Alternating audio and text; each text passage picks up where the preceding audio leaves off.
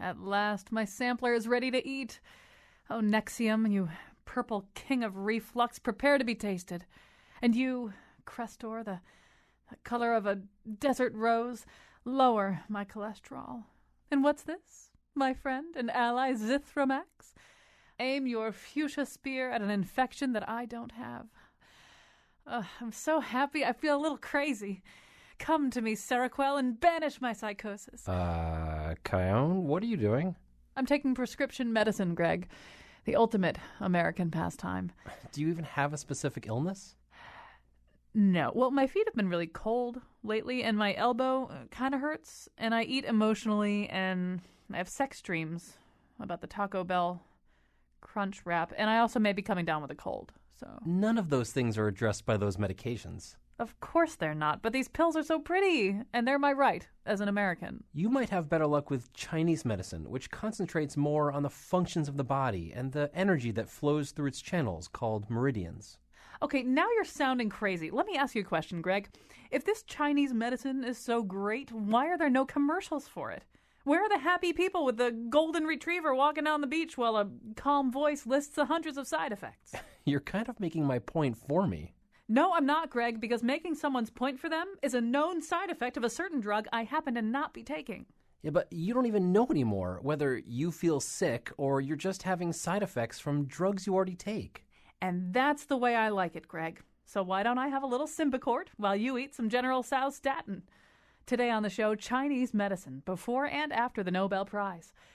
And now he claims to practice self-cupping. Colin McEnroe. But that's a very private thing. I don't really like to talk about myself cupping. All right, so we're going to talk about traditional Chinese medicine today. And traditional Chinese medicine, I mentioned before the news, in some ways, I think the first time a lot of people in the U.S. heard about it might have been in 1971 when James Rustin had acute appendicitis. He was probably the most famous writer for the New York Times at that moment. He was in what was then called in the New York Times Peking, and he had acute appendicitis, and he was treated at the so-called it wasn't so-called, it was the name of it, the Anti-Imperialist Hospital. And he was treated in a way that combined Western medicine with some traditional Chinese medicine. Traditional Chinese medicine didn't do so well during the Maoist revolution, but it was still there. It was still something that doctors turned to. So Reston described things that I'm pretty sure Americans had never heard about at that time. And since then, some of the elements of that have become pretty normative. I mean, acupuncture is just kind of, if you haven't at least been offered acupuncture, you should get out more. I mean, acupuncture has become pretty standard in a lot of settings. But there are other aspects of traditional Chinese medicine, sometimes called TCM, that are a little bit more exotic to people or just unknown to people. And so I was personally very surprised to see the Nobel Prize go to one small branch of Chinese medicine. Still, that's kind of, I mean, it's really kind of revolutionary in a different way for something like that to happen, for the Nobel Prize in medicine and physiology to go to any practitioner or anyone using traditional Chinese medicine. It made me wonder, kind of, first of all, what that meant for the field, and also made me feel like maybe we should do a show just introducing you to some of the other elements of TCM. So here in the studio with us, we have David McCallum. He's a licensed acupuncturist and a practitioner of holistic healing medicines at the Qi Healing Center in Canton. He's a graduate of Nanjing University of Traditional Chinese Medicine in China. And Mary Guerrera is a professor of family medicine and director of integrative medicine in the Department of Family Medicine at UConn Medical School. Michael Kelly is a cancer survivor who has benefited from Chinese medicine. You'll be meeting other people, too, as the show goes along. If you have your own questions, you can call us at 860-275-7266, or your own comments. You can use the same line for questions and comments, 860-275-7266. You may also tweet us at WNPR Colin. David McCallum, I'm going to kind of ask you to get us started here. And actually, I'd like you to begin by just telling us the story. We've met before. I've actually been treated by David McCallum. I should say that as a tell us the story of your own education here. I mean, what even impelled you? What made you want to go to China and study traditional Chinese medicine? Well, I consider that to be a series of very fortunate accidents. And the first one was actually before I was even thinking about career choices. And I had a very terrible back injury. was playing football as a 15-year-old boy in high school and was tackled from behind. And two-hand touch always turns into some traumatic event when you put boys on the field. But we broke some bones in the spine, and I had numbness and flat-boarded to the hospital, to which my parents said, is there anything other than putting a steel rod in my son's spine? Fortunately, the answer was, well, maybe, let's give it a try and let's see. And that inspired me to seek out some physical therapy, which I was thinking I was pretty smart at the age of 15. I said, I'll fire my therapist and rehab this myself. And that kind of pointed me in a direction that was very non-conventional. And when I was then done with high school and I discovered massage therapy and got in tune with a few things that I really thought were very much in line with my philosophy of healing. And I found I hit some limits. I wanted to explore more. And I thought, well, I think maybe I'll get into osteopathic medicine. So I did some pre-medical work and I interviewed a few docs who were out in practice. And I got a very strong suspicion that this was not the direction I wanted. There seemed to be quite a concern about insurance and delivering care, and it didn't really line up for me. So out of desperation and frustration, I talked to a friend who said there might be a school in Connecticut. And I said, well, that sounds great. Where? He didn't know, and he pointed me down to the shore in Stamford. I called randomly a Chinese acupuncturist in the phone book, and he said, well, how about you talk to Dr. Shi, and he's the guy. So I did, and that led me to a whole wonderful interview, which consisted of me standing about 20 feet away from this master, and he finally said, I will teach you acupuncture, but first you learn Qigong and these other methods. And I just went along with it. We ended up in China, and I did my clinical residency there, and this was an integrative hospital where we were practicing Western medicine plus all of this traditional Chinese medicine. How long were you in China doing that? 3 years.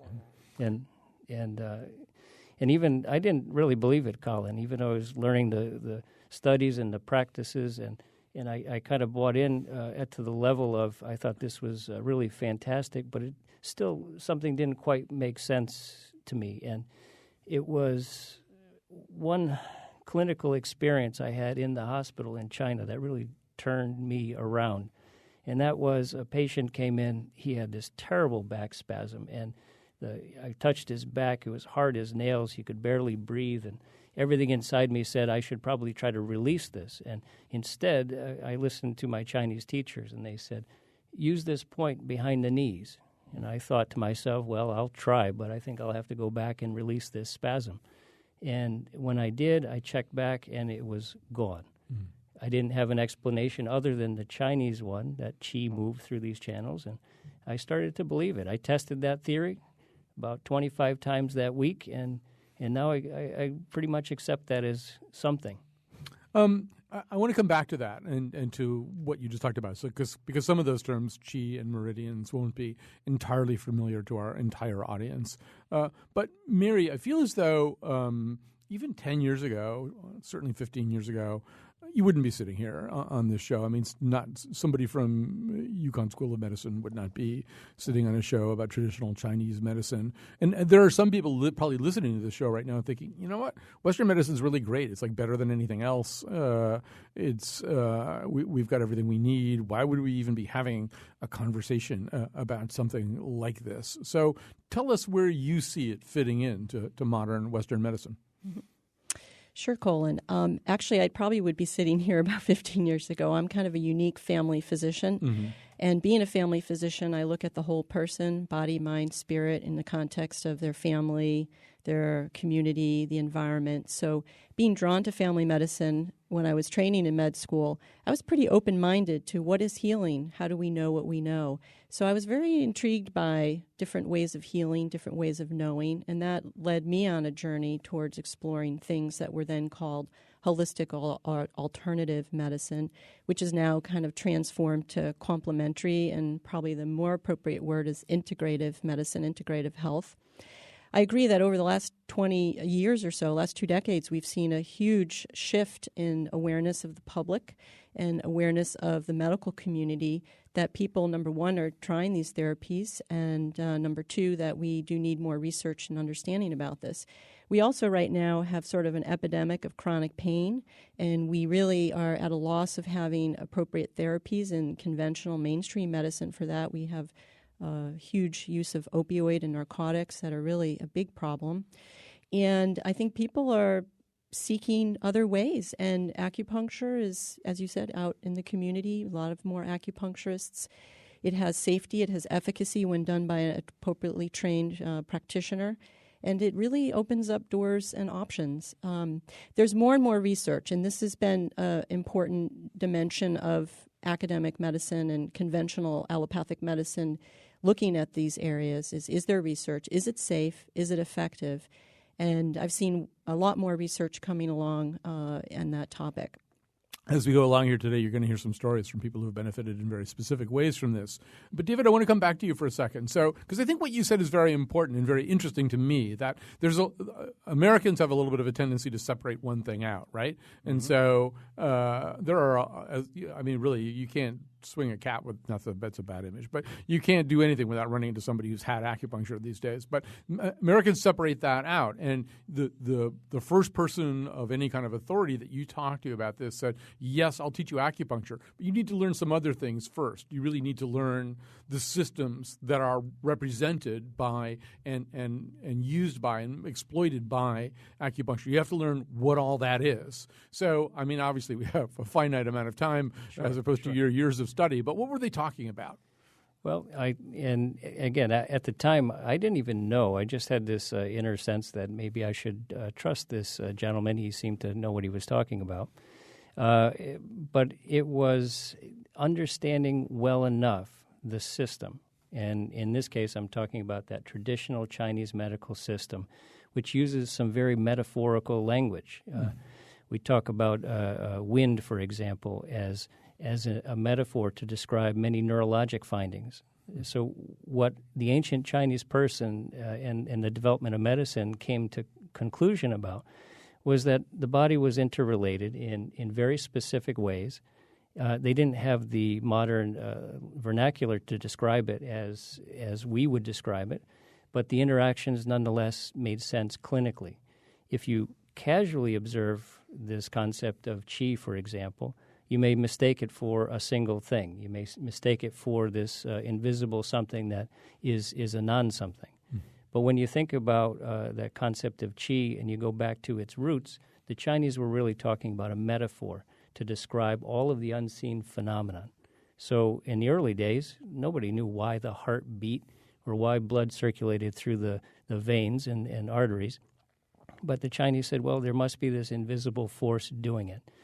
It didn't make it any less valid of describing it as this qi or the osmotic pressure and vascular contractions that move blood and circulation around.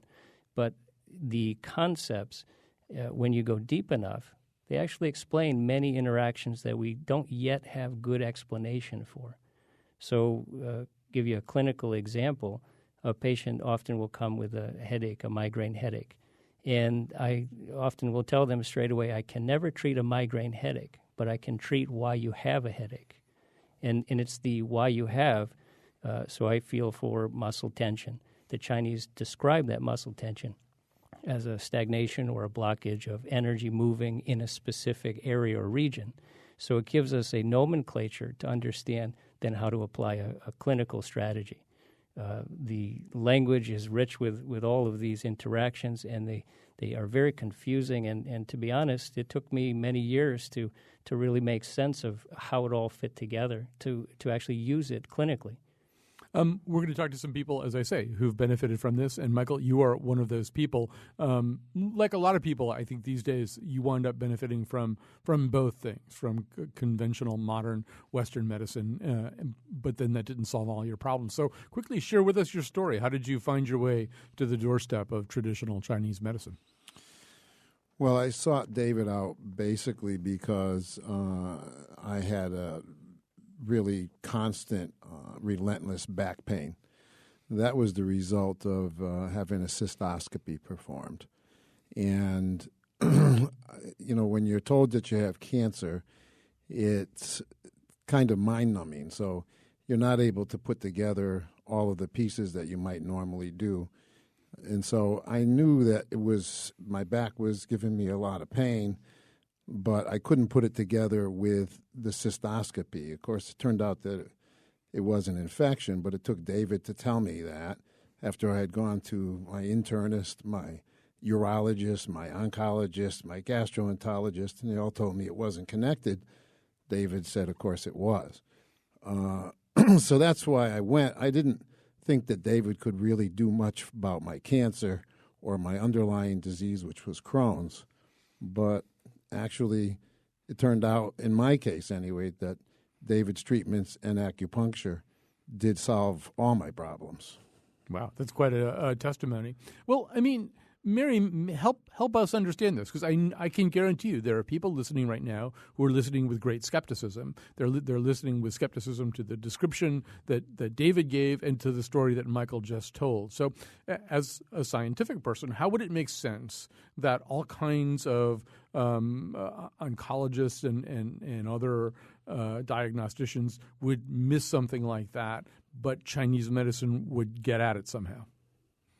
Well, that's a really good question. I think that when we think about what David described as qi, or this phenomenon, if I'd like to just remind us that in conventional mainstream medicine, we use energy, we measure energy in many ways. For example, when you have an EKG, electrocardiogram, done, we're measuring the electrical conductance of the heart.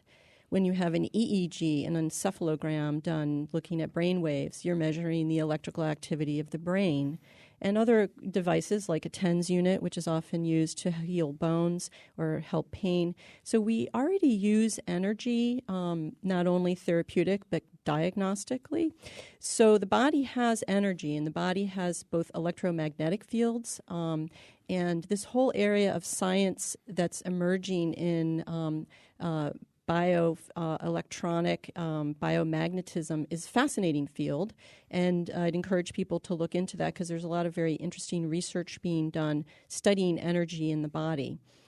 So I think that in medicine, we are moving more and more towards team-based care and better communication among some of the specialists. As a family physician, most family physicians and primary care physicians, both general internists and general pediatricians, look at the whole person in the context of their entire being and work with specialists. I think sometimes, we can get siloed in our disciplines and maybe not think holistically or whole personally. So I think that when a person has explored the various conventional approaches to healing, and it looks like there's more that might be able to be helped, I think, again, looking outside of the mainstream area, and so how can we collaborate? So I think really one of the most important take-home points today is that interdisciplinary team care, and not only between different physicians and health professionals like doctors and nurses and physiotherapists and pharmacists. That's a growing and important area right now in both medical education and clinical practice. But expanding that circle of interdisciplinary team care, how can we best help the patient in their health and healing, can include people like acupuncturists, traditional trained physicians and practitioners, naturopaths, many of the folks in our community, particularly here in Connecticut where many people are licensed and certified, to reach out and to really build bridges for increased dialogue and collaborate for optimal health and healing.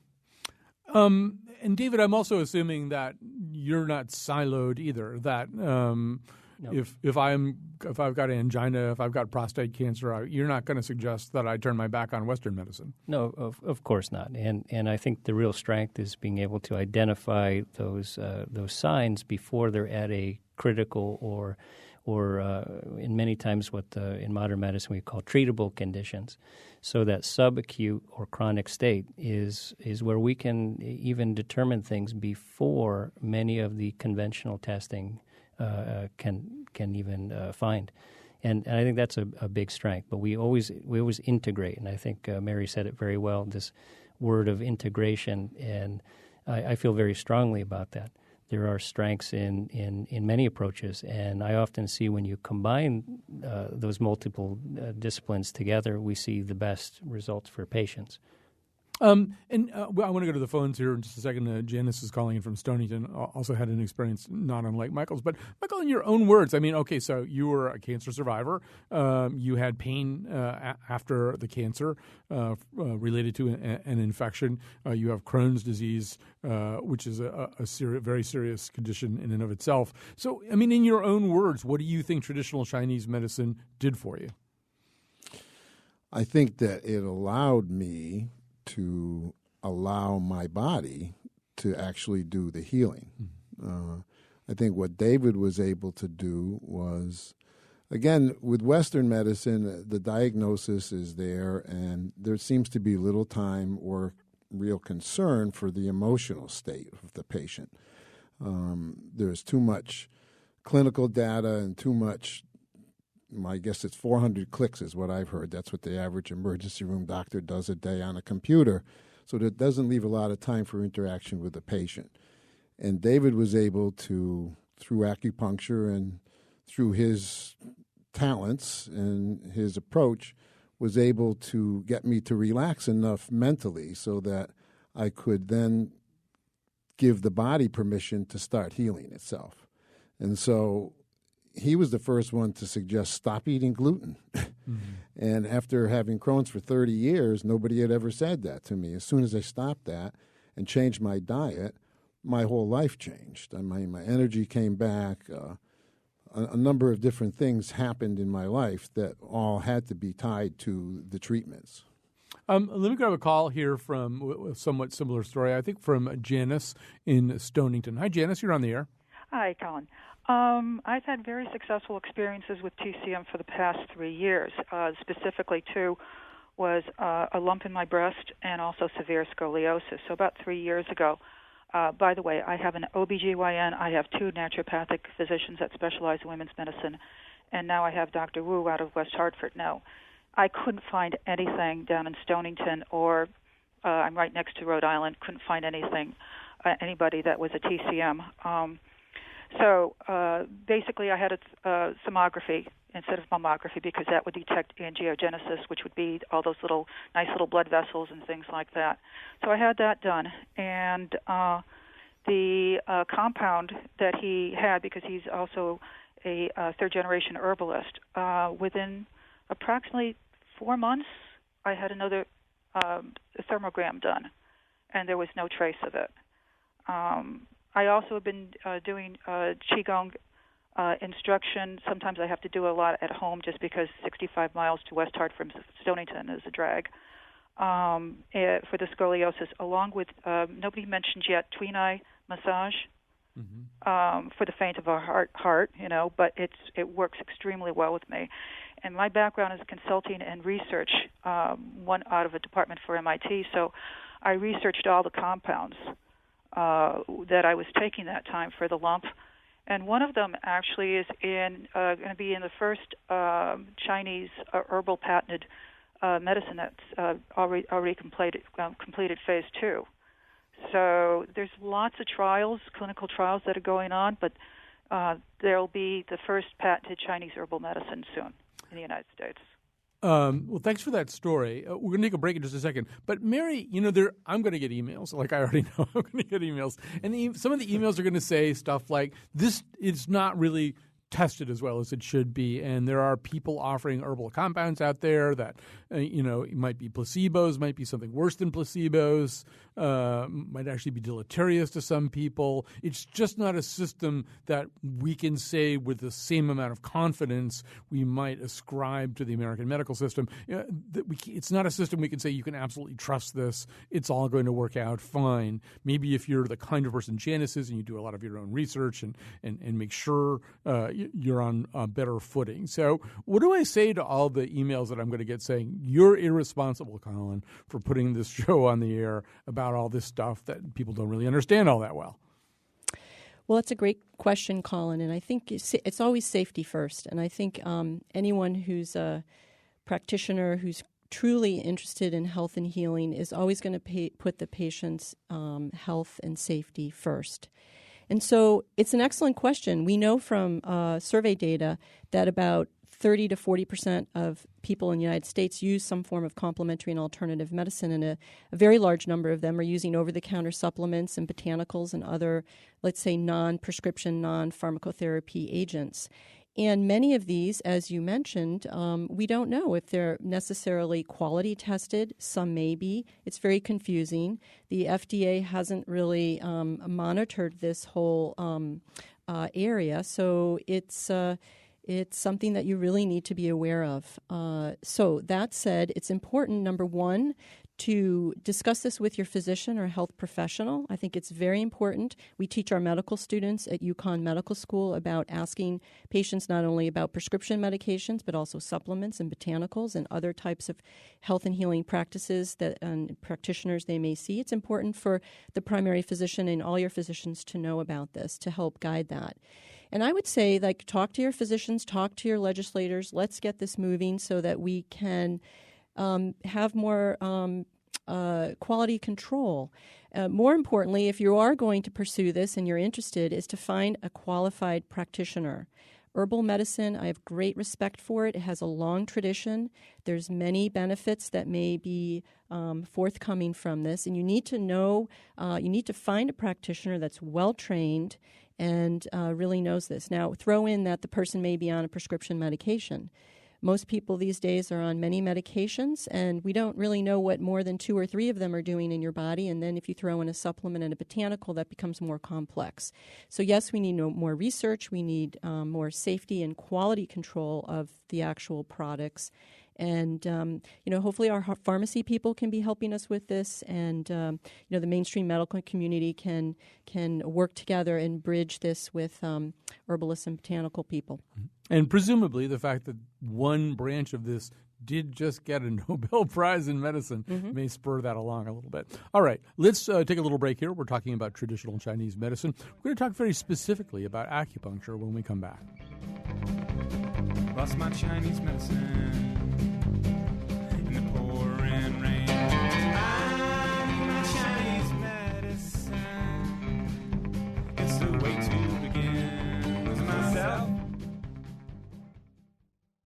All right, welcome back. This is our show about traditional Chinese medicine. As I said, one branch of it won a Nobel Prize in medicine and physiology just a few weeks ago, which kind of got me thinking, and maybe it's time to sort of talk a little bit more specifically about the whole discipline, the whole tradition. So we've been doing that with guests in studio, David McCollum, who's a licensed acupuncturist and practitioner of holistic healing methods at the Qi Healing Center in Canton, Mary Guerrera, who's a professor of family medicine with UConn Medical School, Michael Kelly, a cancer survivor who has benefited from Chinese medicine. We're going to talk about acupuncture very specifically right now and add to the conversation Vitaly Napadov, who is an associate professor at the Martinez Center for Biomedical Imaging at Massachusetts General Hospital at Harvard Medical School, also president of the Society for Acupuncture Research. Before we talk to Vitaly Napadov, David, I'm going to ask you, I mean, it seems to me that acupuncture is kind of, for most people, if there's going to be sort of a gateway moment towards TCM, it's probably going to be acupuncture. And it's also kind of where the rubber meets the road here a little bit in terms of the conversation that's gone on between the scientific community and the TCM, or the Western scientific community and the TCM community. So maybe it would be helpful to start with like a 60-second description of how acupuncture in TCM theory, how it works. What does it do? Well, okay, and this is where we have to fully embrace this concept of the body's innate wisdom. And I'm going to first give you my explanation, which is based on what I see day in and day out, and then I'll wrap you back around to the traditional model. And that is, I really feel that we are delivering a signal, a message, a stimulus that then is received, translated, and perhaps Dr. Vitaly can talk about how that happens from the brain way. But that message then causes reaction throughout the whole system.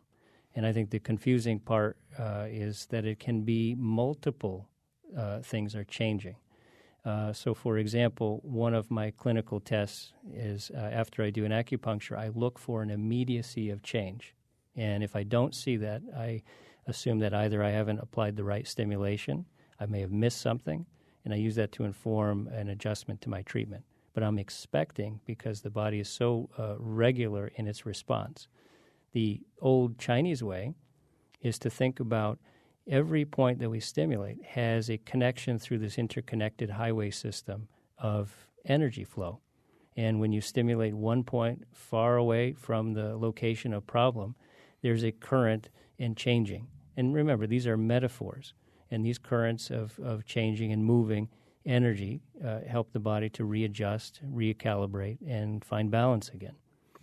So, Vitaly Napido, I'm going to introduce you to this conversation now, too. And I think, just from my own, reading of the literature, which is obviously inadequate for this conversation, but it seemed to me that what I was reading was that, there are different schools of thought in the scientific community about how this works, about whether it works, but you could kind of break it out into maybe 4 different positions. There's a group of people who basically say, this doesn't work, it doesn't do anything, it's nothing, basically. There's a group of people who say, it works probably mainly as a placebo. There's another group of people who say, it works, but not the way that David just described. It works in some other way. It doesn't work on meridians and qi, but it works in terms of stimulating some other possible hormonal process of the body. And then there are people who basically believe it works pretty much the way David just described and the way for centuries practitioners of TCM have believed that it works. I don't know whether I just stated all that correctly, but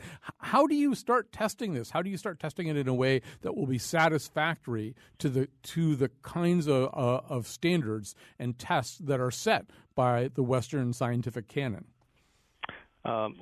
Yes, this is an excellent question. And first of all, I just want to thank you for looping me into this discussion and this conversation. I think it's really a fascinating field. And in my research with neuroimaging, I've been able to try to understand brain activity and brain response to acupuncture. That's kind of what I do. And you're right, it's very polarizing. There's people on opposite sides of the spectrum, and some people that believe that this is worthless, and then some people that believe that it's going to be the panacea for all of our ills. And I think the truth is probably somewhere in between. And there's actually, I think, people will be surprised to hear that there's actually been a lot of research that has been done on acupuncture from the standpoint of integrative medicine or complementary alternative medicine. Acupuncture probably has the most research behind it that dates back really to the 1950s and 1960s in China. So, and including the Tu Youyou, who's the person who was awarded the Nobel Prize, began at those times. And I think we've learned a lot, really, about acupuncture and about how it might function, but we haven't sort of definitively located the mechanism. And in my view, that might be because there isn't a mechanism. There are mechanisms, and I think the way that acupuncture might be beneficial for something like chronic pain might be a very different mechanism by which it might be beneficial for something like Parkinson's disease. And we know that acupuncture affects endorphin levels in the brain. We know that it also modulates dopamine levels in the brain. And so some of these physiological responses might be specific and important for different disorders. I have so many zillions and zillions of questions, but maybe, Mary, I'll just swing over to you for a second. One thing that we can say, one thing that I think Western medicine has accepted, although I'm old enough to remember when this really was kind of a pushing the envelope idea, is the mind-body connection, right? I mean, I don't know. When I was a kid, obviously there were people who said it's all in your head. There were terms like psychosomatic and things like that. But the notion that our minds and our bodies were intimately connected and that, and that notion anyway really wasn't entirely embraced. Now, that to me, I'm going to ask Vitaly some very specific questions, but to me that seems to be part of the conversation we're having right now about acupuncture. Well, that's really important, the mind-body connection. And I think the amazing research that is coming forth now, the neuroscience, the fields of neuroscience and neuroimaging is just amazing.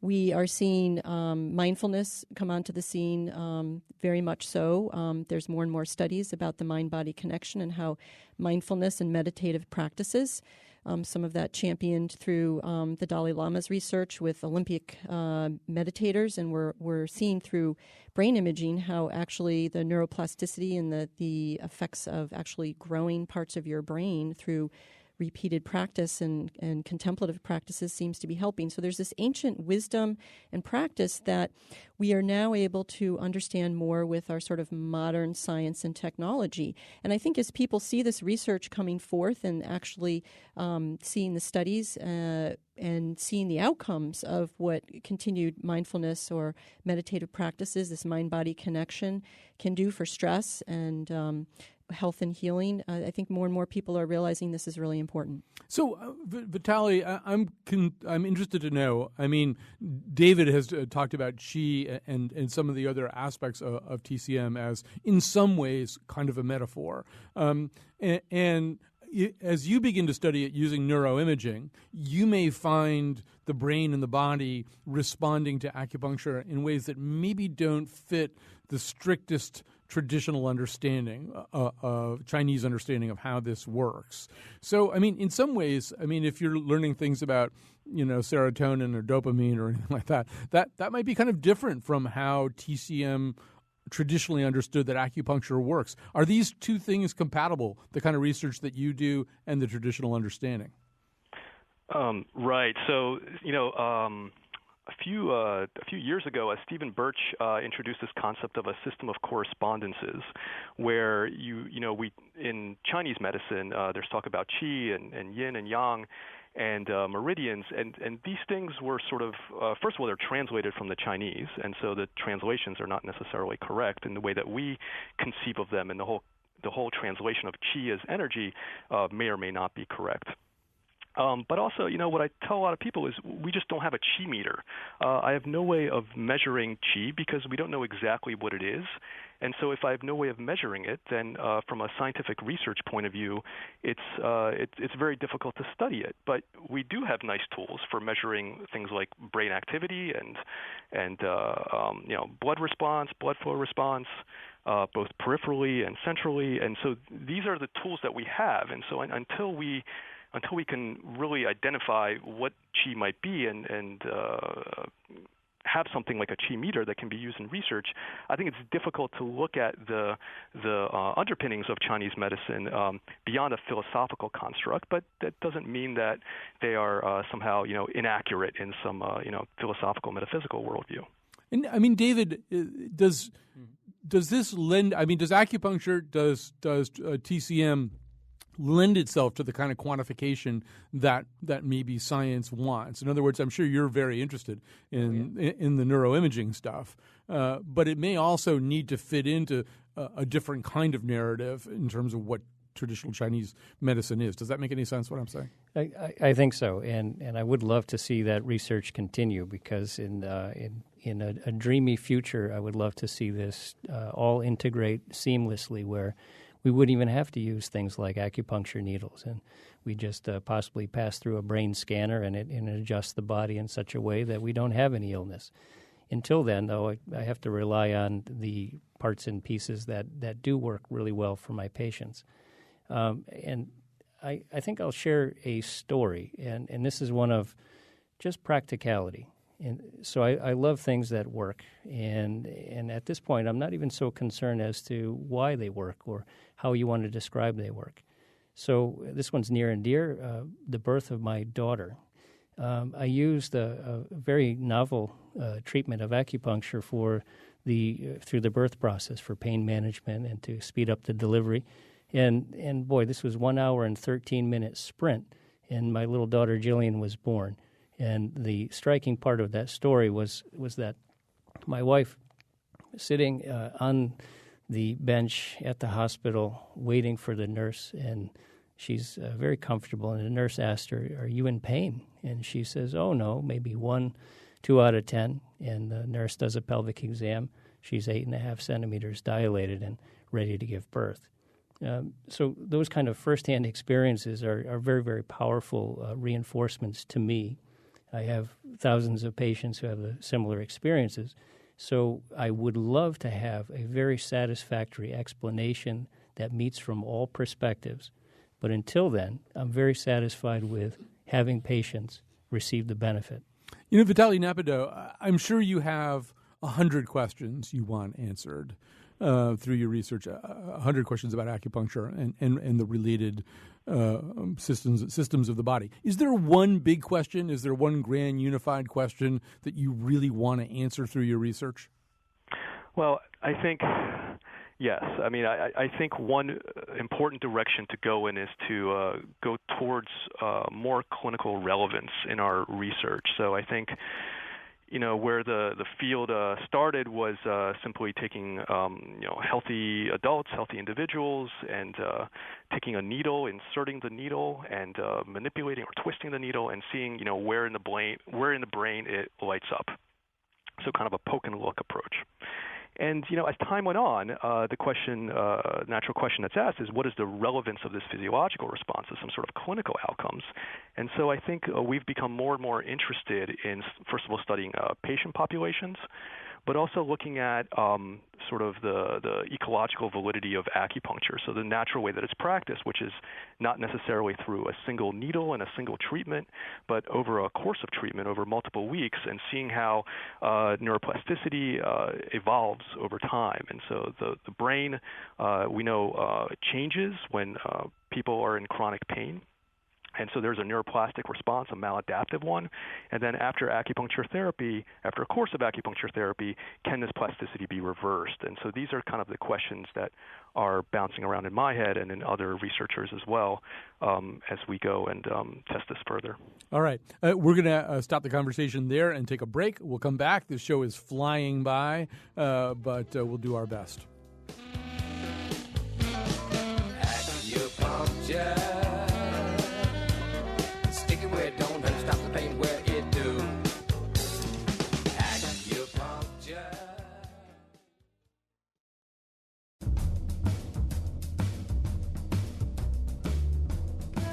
Today's show was produced by Betsy Kaplan and me, Kyone Wolf. Our interns are Nate Gagnon and Zachary LaSala. Greg Hill appeared in the intro and tweets for us at WNPR Colin. The part of Bill Curry was played by Mia Farrow. For show pages, articles, and videos of the Faith Middleton Show staff snorting dried seahorse, visit our website, WNPR.org/Colin. On tomorrow's show, the literary voice of Eastern Connecticut. And now, back to Colin. All right, we're talking about traditional Chinese medicine. If I tell you the names of all the guests and all their titles, the show will be over. So I'm going to sort of speed by that. I do want to say we're getting an awful lot of Twitter and email action. A lot of people just talking about how, in fact, working with a practitioner like David McCallum is with us or somebody else, they're telling basically a very similar story to what Michael said, that it somehow or other allowed their body to heal for the first time, and also saying that a lot of times they got asked questions that no sort of canonical Western medicine practitioner had asked them before, questions about really where their hip pain came from or whatever. So very interesting stuff. We'll try to share as much of it as we can in any way that we can, but if you go on the WNPR Colin Twitter account, you probably see a little bit of it as well. And then another thing, David, that I just wanted to quickly say is that I was your patient for a while, and at no point did you offer me any Chinese herbs, and I'm assuming, or any herbs of any kind, and I'm assuming that's because I was also taking some conventional medications. Well, that's correct, and I always look at that as our first tier. And the simple fact is, we don't know all of the interactions. Sometimes it could be a very simple thing, like prescribing something like a cinnamon for a diabetic patient, because we do have enough evidence through a modern lens to say the cinnamon is great at growing a capillary response, and it's been shown to lower blood sugars and so on. But then when we look at it from a comprehensive TCM model, we can really work well within that one model. But then when we start combining, we're into a place that historically we don't have any real good safety guidelines. And All right. So we've got zillions of calls here. I'm going to apologize in advance for the fact that we're not going to get to a lot of them. But we do want to talk to Elizabeth. This is Elizabeth Current, who's calling up. She is the owner of Current Public Relations. She wants to share a story of how she benefited from acupuncture for pain and I think also for kind of another deeper, more personal kind of trauma from what I can tell. Elizabeth, very quickly, sketch out your story for us. Yes, thank you for having me on your show. And by the way, it's Elizabeth Carreri. Oh, but, sorry. 22 Misread years that. ago, I was shot by my former husband on my right shoulder blade area. And after recovery in the hospital, I became an activist in speaking against domestic violence. As the years progressed, the pain from the shooting increased pretty bad. On a scale from 1 to 10, I would say, it was sometimes 10 to 15. So it gives you an idea of how much pain I was going through. I sought the help of conventional health care providers, visiting a number of doctors and physical therapists, as well as taking prescribed drugs like Darvocet and Vicodin, with absolutely no decrease to my pain. And additionally, the red tape I had to deal with in trying to obtain medical insurance approval for the treatment was mind-boggling and often just a waste of my time. And many of my days were spent in severe pain at home, crying and in darkness in my room because even the light of day caused me additional pain. And a few years ago, while living in California, my current husband, who's by the way, a very wonderful husband now, suggested that I try seeing an acupuncturist. And we found a local California acupuncturist, Dr. Mao. And from then, we moved to Connecticut, and that was about a little bit over 2 years ago. My first priority was to find a good acupuncturist. And with the help of Dr. Mao, he highly suggested, after reading the reviews and reading a little bit of background of David, without hesitation, Dr. Mao advised us to choose David McCollum because he had been trained in China. And he believed this is a very important, and not only because David has been taught the trade correctly, but has also learned the correct philosophy of healing through acupuncture. So I apologize for doing this to you, but we're almost out of time. So give us a sense of how this worked out for you. Oh, my gosh. The pain is gone. Absolutely gone. And I felt results within the first 4 visits. And only found relief, actually, through acupuncture from Dr. Mao. And then David actually cured the problem.